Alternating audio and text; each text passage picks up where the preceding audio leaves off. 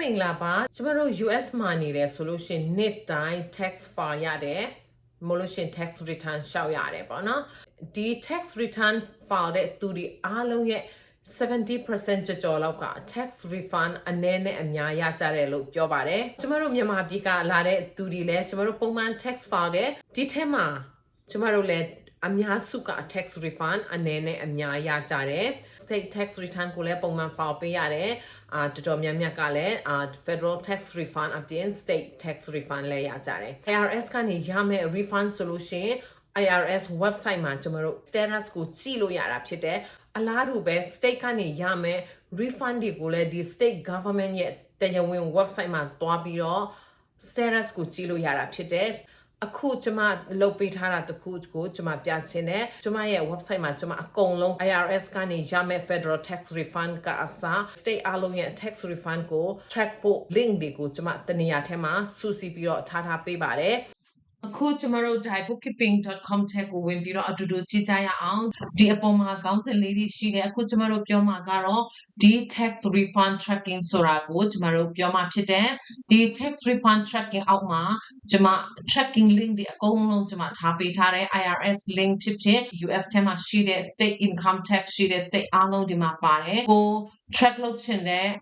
state မလို့ရှိရင် IRS ဆိုလို့ရှိရင်လည်း IRS ဒီအပေါ်မှာပေါ့နော်အဲ့ဒါလေးကိုနှိပ်လိုက်ရုံနဲ့သူတို့ရဲ့တရားဝင် website ထဲကနေဒီ tax refund ကို track လုပ်ရတဲ့နေရာကိုပို့ပေးသွားမှာဖြစ်တယ်အခုကျမတို့ federal refund ကို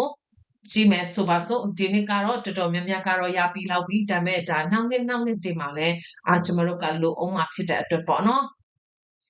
ဒီမှာနှိပ်လိုက်တာနဲ့ဒီ irs.gov ပေါ့နော် IRS ရဲ့တရားဝင် website ထဲကနေ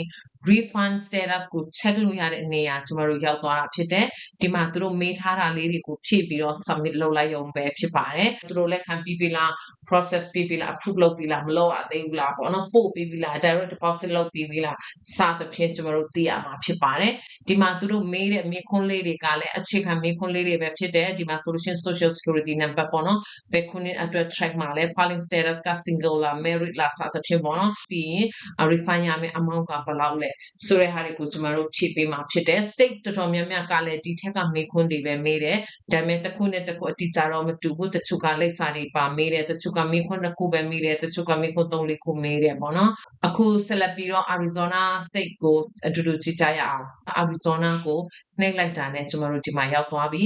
State of Arizona Department of Revenue ပေါ့နော် check refund status ပြီးလို့ရှိရင်နောက်ဥပမာတစ်ခုပေါ့နော်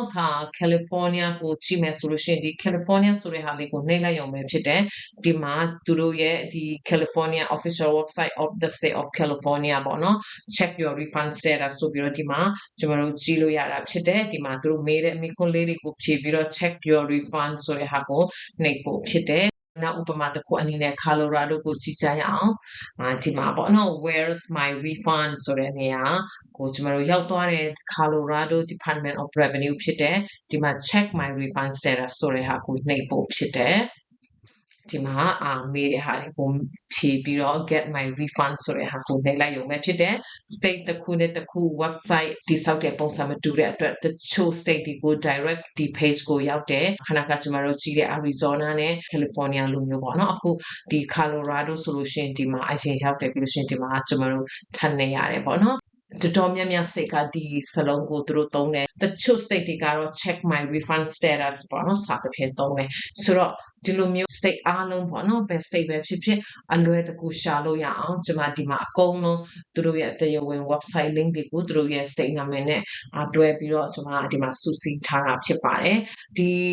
ဟာကတော့ကျမနဲ့အလုပ်လုပ်တဲ့သူပဲဖြစ်ဖြစ်ကျမစီမှာ tax မဖောက်ဘဲနဲ့တခြားနေရာမှာဖောက်တဲ့သူပဲဖြစ်ဖြစ်ဘယ်သူမှဆိုဒီမှာ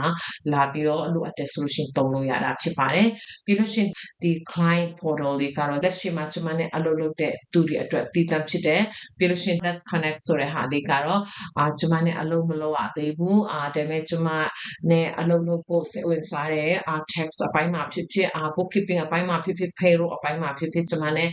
အလုပ်လုပ်ချင်တယ်ဆိုလို့ရှိရင်ကိုအဆင်ပြေဆုံးအချိန်ရက်စွဲနဲ့အချိန်လေးကိုရွေးပြီးတော့ appointment ယူလို့ရပါတယ်ဆိုတဲ့ဟာလေးကိုလည်း